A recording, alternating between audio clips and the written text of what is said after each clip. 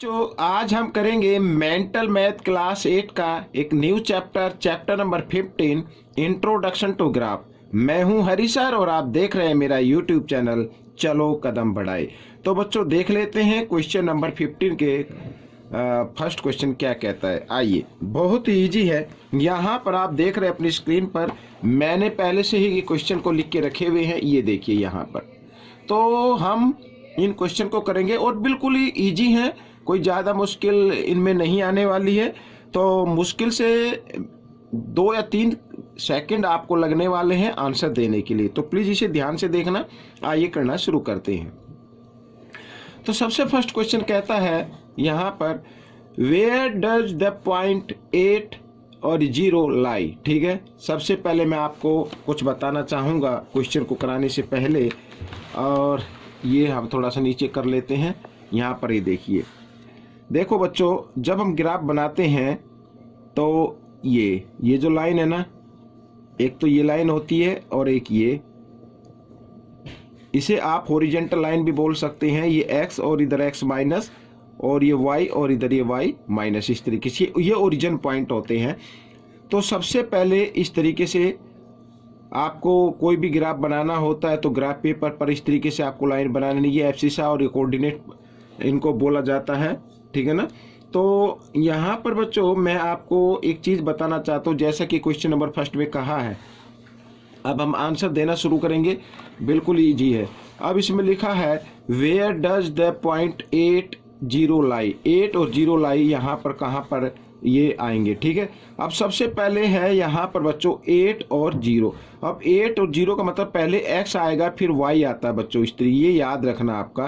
तो y तो origin यहाँ पर है बिंदु, तो x है 8, तो यानी कि ये x एक्सिस पर आएगा।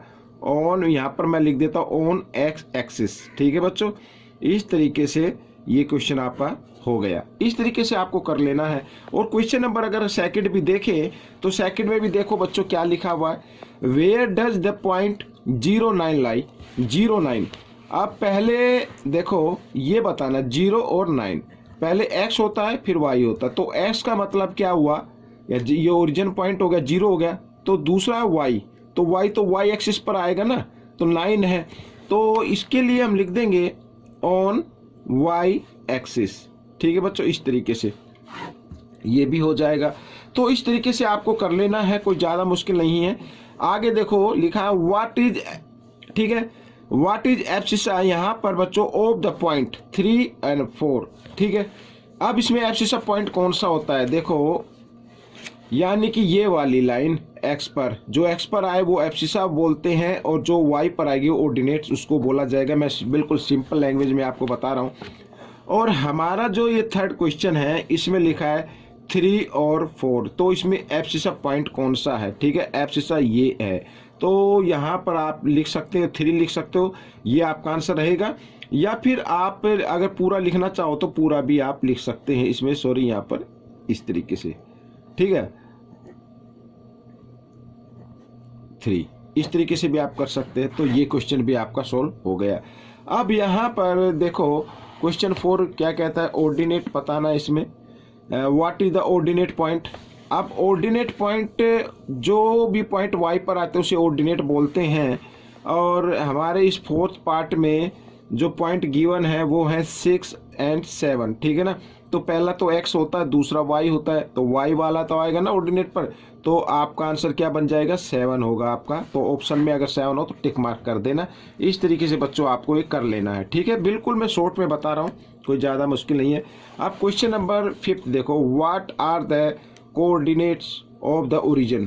तो यहाँ पर जो ये ओरिजिन पॉइंट होते हैं, या ओरिजिन ये होता है, ठीक है ना, इसके कोऑर्डिनेट्स पॉइंट हमें बताने। तो ओरिजिन के जो कोऑर्डिनेट पॉइंट होते हैं बच्चों, वो तो 0 और 0 होंगे, यानी x भी 0 y भी 0, ठीक है। तो इस तरीके से ये आपका आंसर निकल जाएगा। यहाँ पर ये फिगर आप देख ही रहे हैं। और यहाँ पर अब हम करेंगे बच्चों क्वेश्चन नंबर 6, लिखा what is the perpendicular distance of the point 7 8 from x axis. x axis से हमें बताना है परपेंडिकुलर। अब बच्चों यहाँ पर मैं, हाँ इधर मैं बताना चाहता हूँ और इधर ही मैं ये इसको बना लेता हूँ इस तरीके से। ठीक है, ये एक्स माइनस वाई और ये वाई, इस तरीके से। तो पॉइंट है अपने 7 और 8, ठीक है।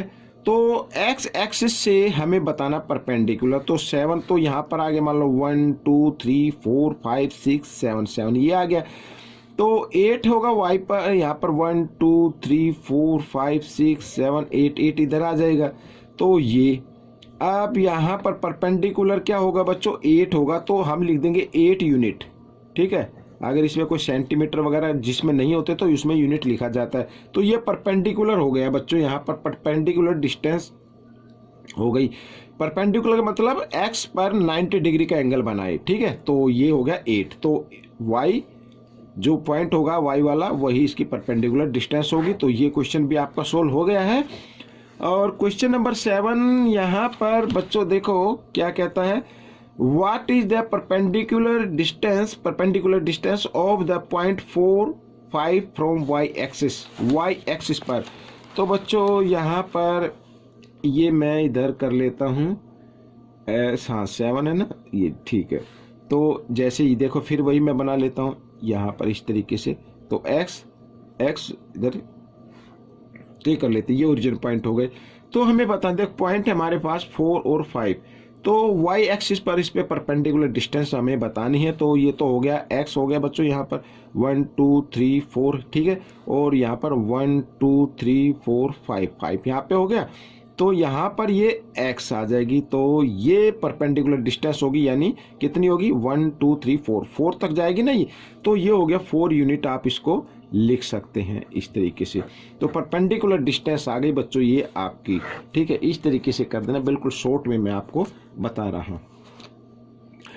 अब यहाँ पर क्वेश्चन नंबर 8 देखो क्या कहता है, what is the shortest distance of the point 6 8 from the origin. यहाँ पर बच्चों अब ये क्वेश्चन को थोड़ा सा मैं करके दिखाऊंगा कि हमें करना कैसे है। और ये देखिए, ठीक है, यहाँ पर हो गया x और ये इस तरीके से।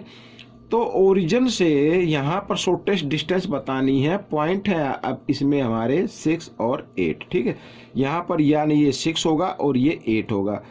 अब शॉर्टेस्ट डिस्टेंस क्या होगी, शॉर्टेस्ट डिस्टेंस इस तरीके से ये शॉर्टेस्ट डिस्टेंस आएगी, ठीक है। ओरिजिन पॉइंट पर 90 डिग्री का एंगल बनेगा और इसे आप यहाँ पर A और इसे O और इसे B आप कर सकते हैं, ठीक है, इस तरीके से। तो हम क्या करेंगे, देखिए क्या करना है आपको, इन ट्रायंगल AOB में आपको शॉर्टेस्ट डिस्टेंस फाइंड आउट करनी है। तो ये राइट एंगल ट्रायंगल हो गया बच्चों, क्योंकि ओरिजिन पॉइंट या 90 डिग्री पर होते हैं ये। तो अब यहाँ पर हमें बताना है AB की, यही तो होगी ना शॉर्टेस्ट डिस्टेंस AB। तो AB स्क्वायर होना चाहिए आपका AO स्क्वायर और प्लस OB स्क्वायर, इस तरीके से। तो इधर लिख लेते हैं AB स्क्वायर। तो AO है बच्चों अपना ये कितना, ये तो y वाला हो गया 8 हो गया, तो 8 स्क्वायर हो जाएगा, और इधर OB यानी 6, इस तरीके से।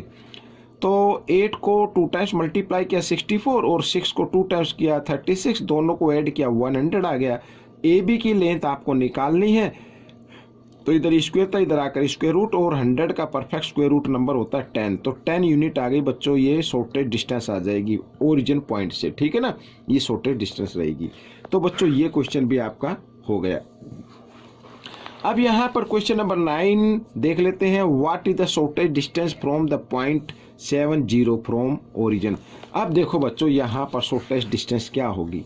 अब एक तो 0 गिवन है इसमें, ठीक है, और ये है, तो इसका मतलब मैं आपको देखो इसी पे बता देता हूँ। जैसे ये हो गया इस तरीके से यहाँ पर, ठीक है, सॉरी ये x y और y माइनस यहाँ पर।